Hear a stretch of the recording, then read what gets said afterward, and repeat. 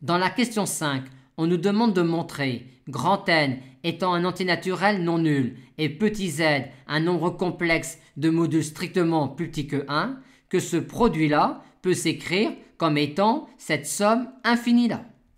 Pour cela, on va sûrement utiliser le développement en série entière de 1 sur 1 moins z puissance k valide quand z appartient au disque ouvert de centre 0 et de rayon 1. Et on va donc devoir ensuite réaliser ce produit-là de somme de séries absolument convergentes. Or, quand on effectue le produit de deux sommes de séries absolument convergentes, on peut exprimer le résultat sous la forme de la somme d'une famille sommable.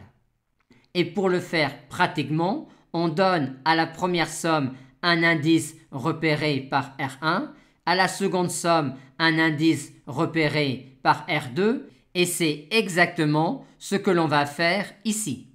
Maintenant, une fois arrivé là, on va regrouper dans cette somme-là les grands N uplés d'indices R1, R2, R grand N qui ont même valeur petit n pour 1 fois R1 plus 2 fois R2 plus grand N fois Rn.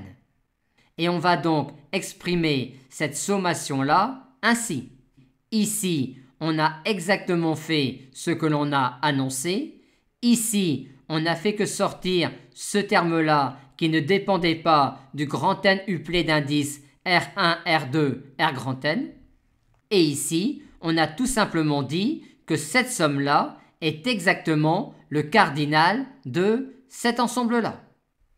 Aussi, comme on avait ici des sommes de séries absolument convergentes, ce produit-là nous a donné une famille sommable dont on a pu exprimer la somme sous cette forme-là, ce qui nous permet de dire que quand petit z appartient à D, on a ici la somme d'une série convergente et une somme qui est égale à cette quantité-là.